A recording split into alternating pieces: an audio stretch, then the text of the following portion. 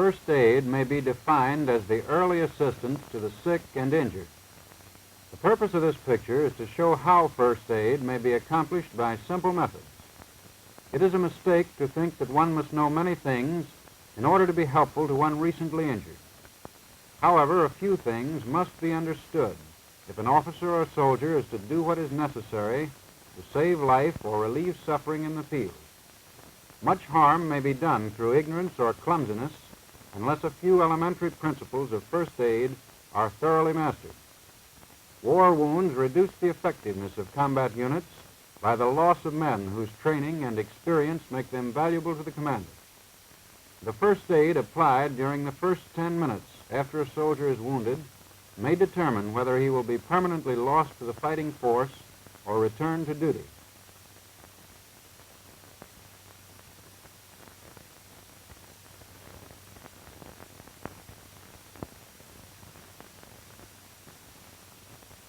Giving proper first aid will stop hemorrhage, prevent further infection, ease suffering, maintain morale, and do many other things for the welfare of the wounded man, as well as for the fighting unit as a whole.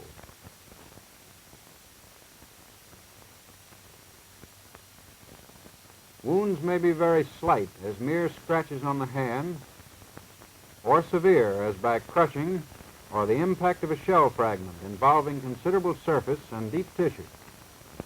All wounds will bleed, some so freely as to endanger the life of the soldier. One kind of bleeding, which occurs in minor cuts, bruises, or scratches, is called oozing. The bleeding from such wounds does not in itself endanger life from loss of blood, but the wound causing the bleeding may become infected, causing loss of life or limb. As germs infect all battle wounds, even the slightest of them must be considered dangerous. If oozing only is present, the wounded soldier usually can control the bleeding himself. One method is by the application of the first aid dressing. One of these dressings is carried by every officer and soldier in the field. In using the dressing from the first aid packet, the soldier should remove the packet from its pouch and open it in the following manner. Grasp the packet firmly with one hand and the metal tab on the packet with the other hand. Loosen the metal strip attached to the tab by a strong, steady pull. Continue pulling on the tab until the entire strip has been removed from the packet. Remove the cover from the packet, and then the dressing from the base of the packet. Now comes the most important part of the procedure. The dressing within the paper wrapper is sterile, that is, free from disease germs, and its inner surface must not be touched by anything before it is applied to the wound.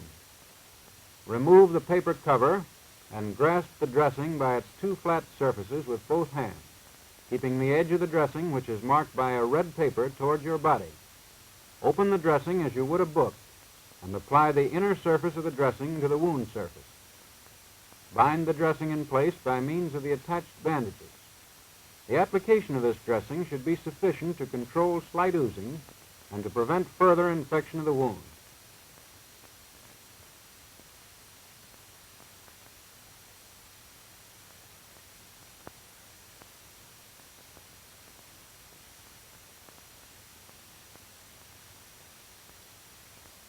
The dressing should cover the wound entirely. The bandage holding the dressing in place should be tight enough to prevent slipping, but not so tight as to interfere with the circulation of blood. It should cover the edge of the dressing.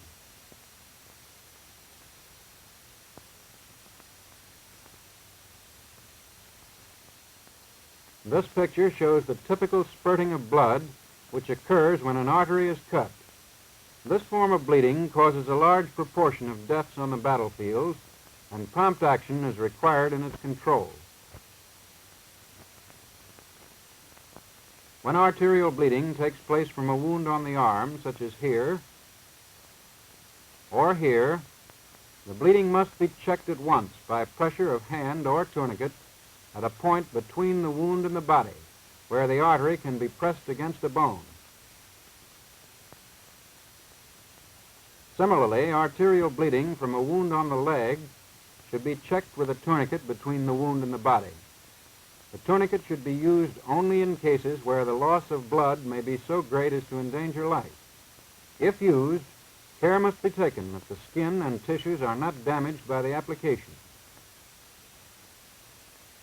As the arterial blood flows with considerable pressure, the tourniquet will have to be drawn tightly to control its flow. The injured man can rarely do this, but may be able to save some of his blood by making deep pressure with his fingers in the proper place while waiting for help.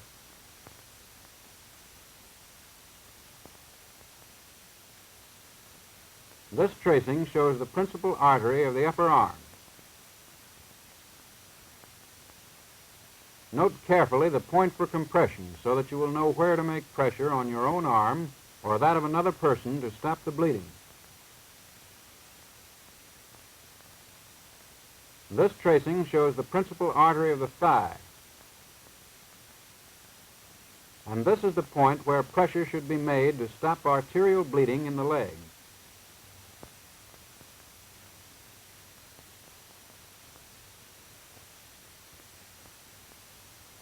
If the wound is near the elbow or below it, deep pressure with the fingers over the main artery of the upper arm, when properly applied, will stop the spurting of blood from a wound below the point of pressure.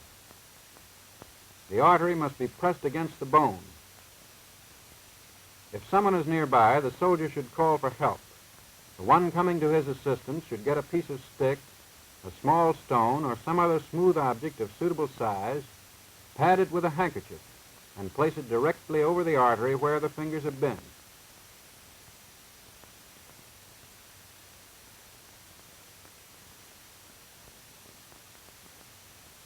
It should be bound in place with a bandage from a first aid packet or the soldier's belt to shut off the artery and stop the bleeding.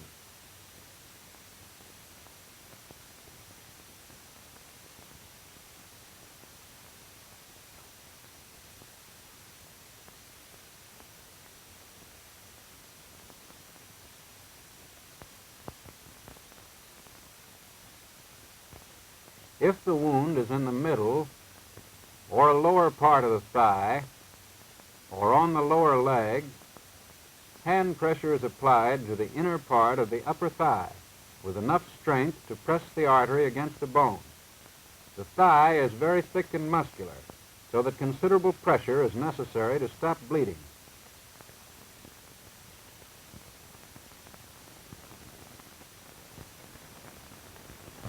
The Spanish windlass is the simplest type of tourniquet. For this purpose, the soldier's handkerchief may be used.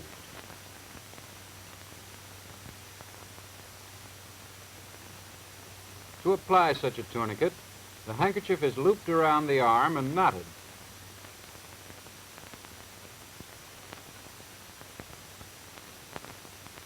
A bayonet or strong stick is placed through the loop and twisted until the bleeding is entirely stopped.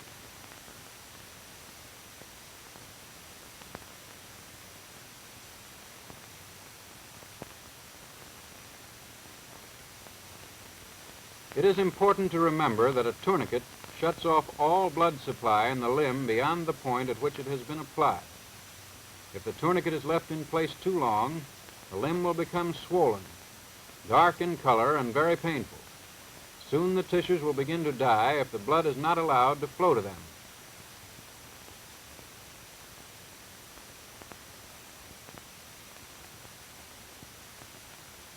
Thus, when a patient cannot be carried to a medical officer quickly, or if he is unconscious, the tourniquet should be loosened long enough every 20 minutes to permit some blood to flow into the lower part of the limb again.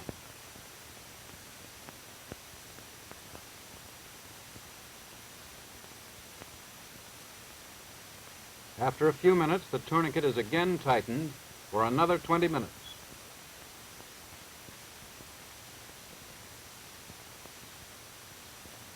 Bleeding from veins can be recognized by the rapid welling up of the blood and the absence of spurting. This type of bleeding is familiar to anyone who has ever cut his finger. It may be controlled by raising the arm or leg higher than the body for a short period of time. or by making firm pressure with the flat of the hand on a dressing placed over the wound. The pressure should be continued for about 5 minutes and gradually released. If the bleeding is stopped, a snug bandage should then be applied over the dressing, and the patient should keep quiet for about 20 minutes. If this treatment does not stop bleeding, a tourniquet should then be applied.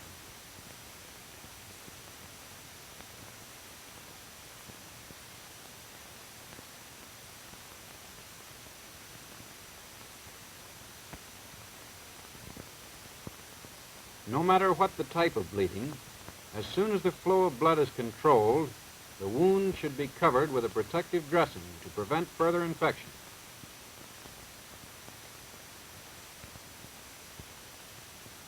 Bleeding from any part of the body except the limbs that cannot be controlled by ordinary pressure usually requires the personal attention of a medical officer or medical department soldier.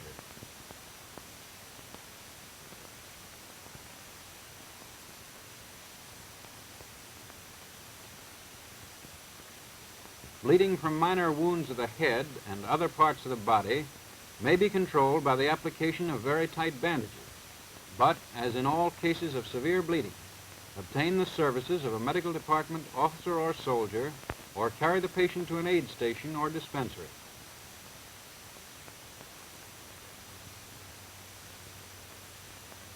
The saving of blood by these means will help the soldier to withstand a surgical operation later at one of the medical stations in the rear.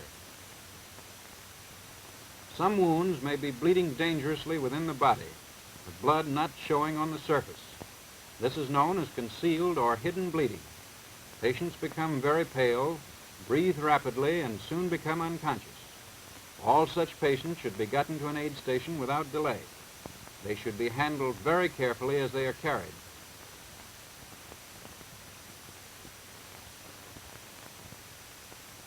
This diagram shows how the blood fills the abdominal cavity in case of an internal hemorrhage.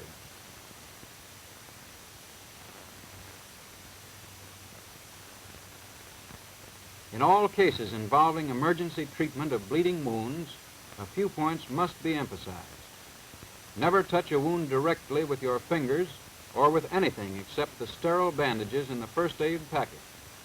And above all, remember to keep cool and use common sense.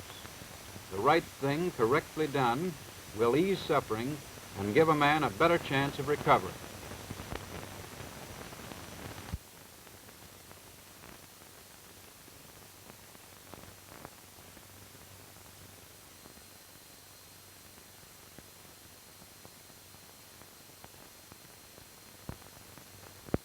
In battlefield first aid, the next most important subject after bleeding is fractures or broken bones. The question arises at once, how will one know that a bone is broken? There will be loss of power in the limb. The soldier cannot get up on his leg or cannot use his arm. The limb is unnatural in shape if it is compared with the other limb. The patient complains of great pain and tenderness at the point where the bone is broken, and there is a story of an accident that could have caused a fracture. Broken bones have very sharp edges, like this, and if great care is not used when moving a man with a fracture, the sharp edges may cut into the tissues and cause severe bleeding by gouging blood vessels, or may injure nerves and cause paralysis.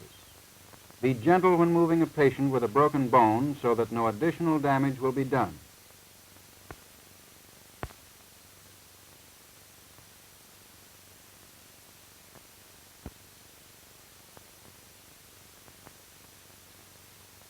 There are two great classes of fractures. This drawing shows the simple fracture. A simple fracture is one in which no communication exists between the broken bones and the surface of the skin. Germs from the outside cannot reach the broken bone fragments. A compound fracture is one in which a wound channel extends from the skin's surface down to the ends of the broken bone. This is a very dangerous type of fracture, as germs may spread down the wound channel to the broken bones, infect them, and thus cause great delay in healing or result in the loss of the limb or even the soldier's life.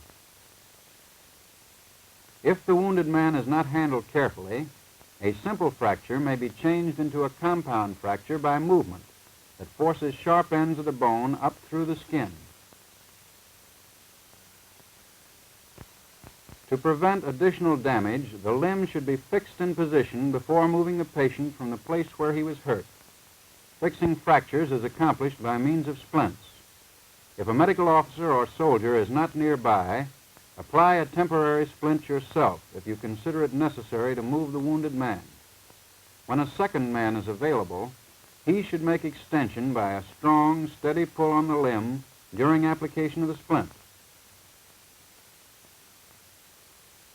A splint may be improvised by using a rifle, a bayonet, a bayonet scabbard,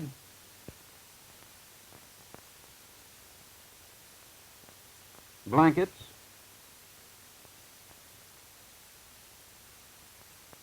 or pieces of wood.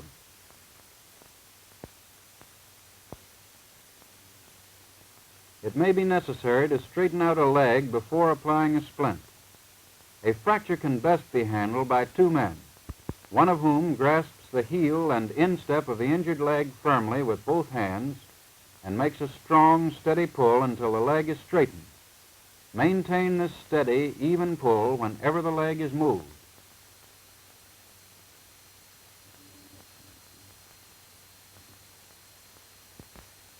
Most fractures that occur on the battlefield have been caused by bullets or shell fragments and are compound fractures. Because of the danger of introducing infection into the deep tissues, it is important that in compound fractures with protruding bone, iodine be applied first to the bone and then to the surrounding tissues and skin before attempting to straighten the limb. All wounds of compound fractures must be covered with first aid dressings before the limb is splinted. All splints should be padded before they are applied to the limb. The padding may be clothing, straw, long grass, or other soft material that may be at hand. The soldier's blanket offers a good padding material.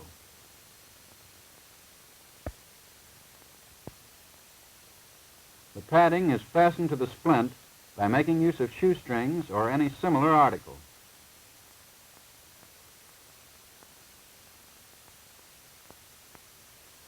Care must be exercised to equalize the pressure against the leg and to ensure that all parts of the leg are protected from the hard surfaces of the splint. The bayonet scabbard may be applied to the opposite side of the leg to serve as counterpressure and to keep the bandaging material from cutting into the skin. The padded splint is laid alongside the leg and bound in place with a soldier's wrapped legging or strips of cloth if nothing else can be obtained, being careful that the splint does not press hard against the wound.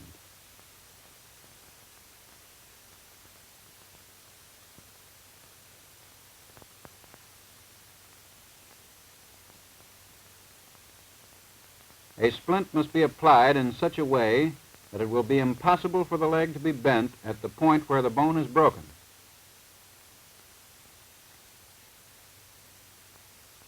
In leg fractures, the splint must extend beyond the joint above and the joint below the fracture, so that neither of these joints can be bent. The splint must be well padded, especially at points where it comes into contact with bony prominences. If this is not done, the pressure of the splint will cause great pain within a short time. If the wounded soldier has his full pack with him, use the blanket as padding in splinting the leg.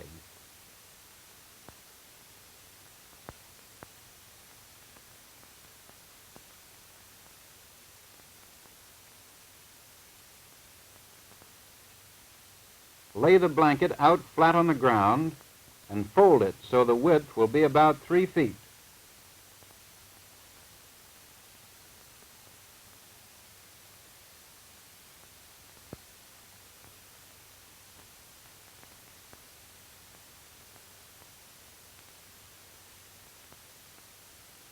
Lay the rifle or a flat stick across one end of the blanket and fold the blanket in 5-inch folds to the center.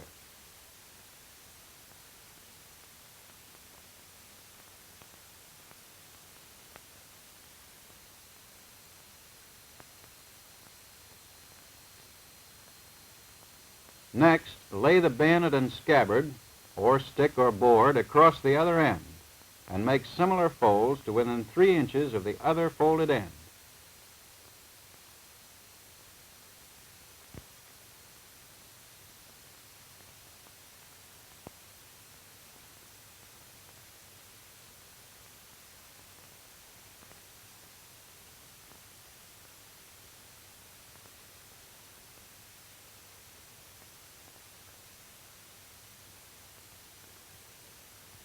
The blanket, as folded, should then be slid under the broken leg with the fold which includes the rifle on the outside, exerting a strong pull on the leg all the while. Draw the thick folds up on either side of the leg and bind the splint in place at each end and just above and below the break. This will fix the limb, making it safe to move the wounded man.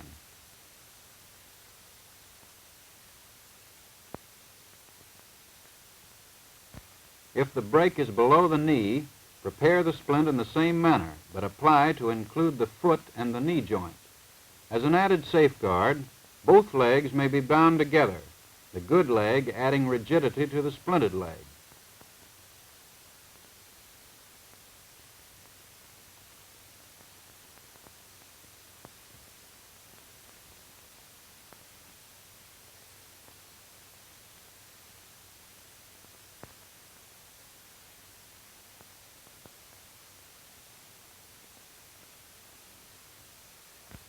When the upper arm is broken, temporary support may be given by inserting the good arm in the sleeve of the blouse, draping the blouse over the other shoulder, and turning the skirt of the blouse up under the forearm so as to form a sling. A sling may also be prepared by using a belt or the bandage from the first aid dressing. If the lower arm is broken, splints long enough to reach from the elbow to the tips of the fingers are prepared by padding the bayonet and the scabbard separately.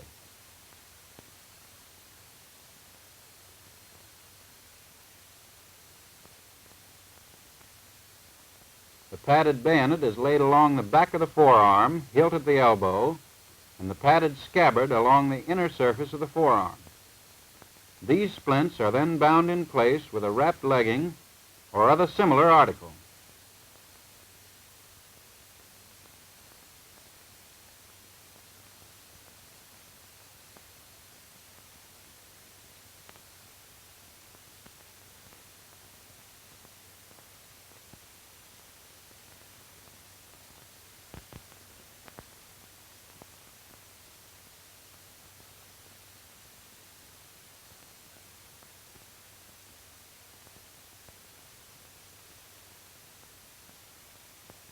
The elbow is then gently bent to a right angle. The forearm is slowly brought across the chest, thumb up, and is suspended in a sling, which may be made by using the soldier's belt. Here, as in all other cases of fracture, gentleness is essential.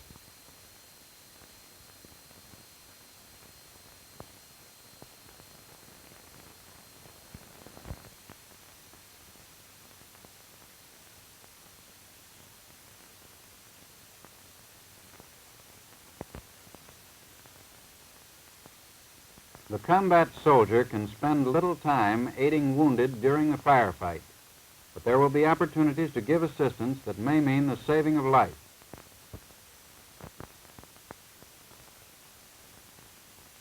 Battle casualties are removed from the field by trained medical department soldiers who carry on litters those unable to walk and direct others who can walk to aid stations.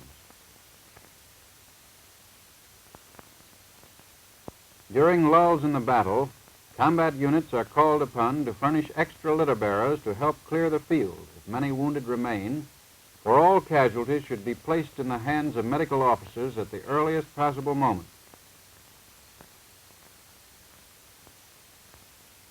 Seriously wounded must be lifted onto litters carefully so as not to increase pain and to prevent further damage to their wounds. When the litter squad reaches the patient, the squad leader at once inspects the patient's dressing put on by a company aid man or a line soldier, while the other members of the squad prepare the litter for the patient.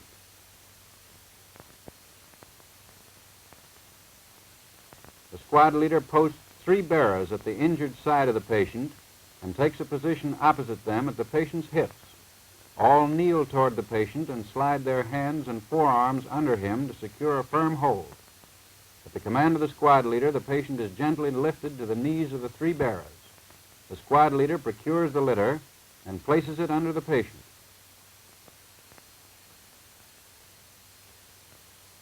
He assists the squad to lower the patient to the litter.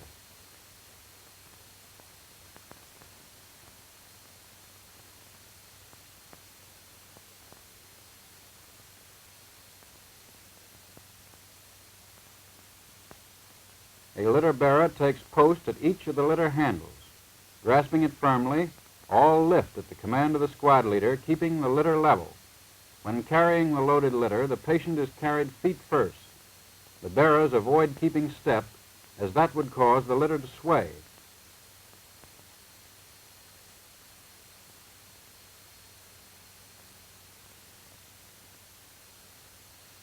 When moving over rough ground, they go slowly to prevent jolting the patient.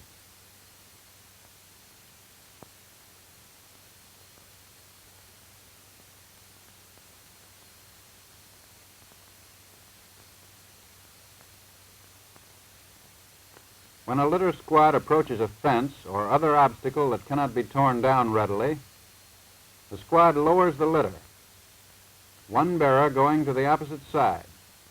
2 bearers pick up the loaded litter by the 2 side bars, the 3rd bearer steadying the head end. All bearers lift the litter forward until the head end rests on the fence.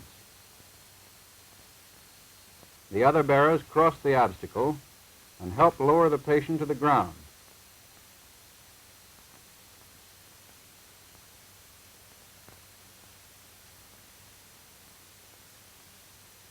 All resume their posts for carrying and move off as before.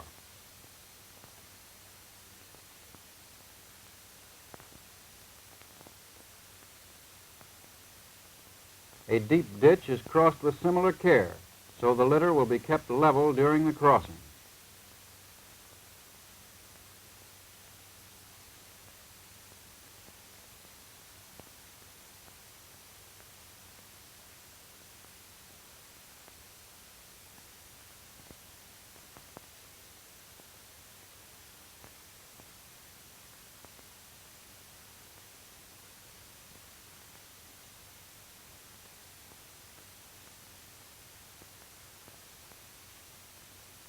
If a shallow stream must be crossed, 2 bearers grasp the side bars of the litter, and the other bearers take hold of the handles of each end.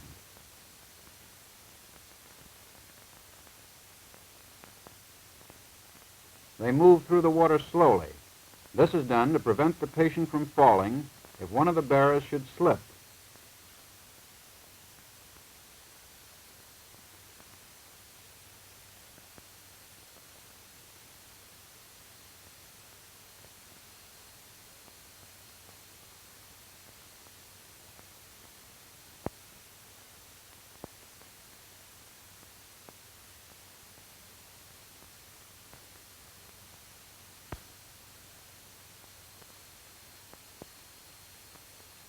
When the litter route is up a steep hill that cannot be avoided, the patient is carried head first. The bearers in rear carry their end as high as possible to keep the litter level. But when carrying downhill or on level ground, the feet are carried first. The litter is kept as level as possible at all times by raising the head or foot end.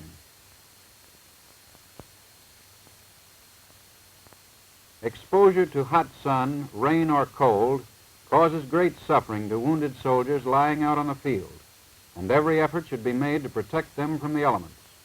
If litter squads cannot recover them at once, they should be moved short distances to shady places or to such other cover as is indicated and as may be readily available. A soldier may pick up a wounded man in his arms and carry him a short distance to nearby cover.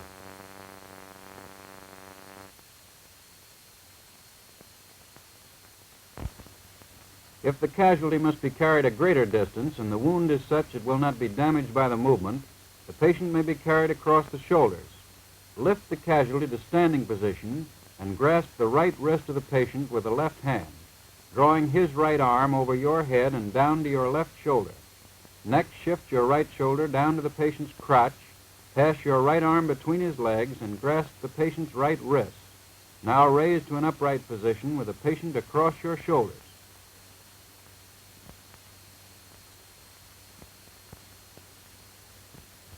Other ways of carrying wounded from the field are between two bearers on the side, the patient resting on a rifle seat with arms about the necks of his bearers, or by the method commonly called straddleback.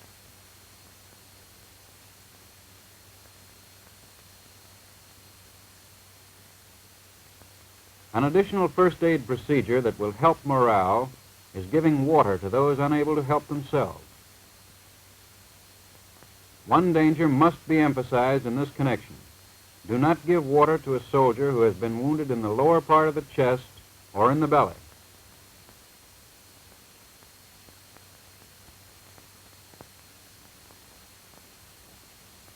All of these battlefield first aid procedures will accomplish much to prevent unnecessary suffering.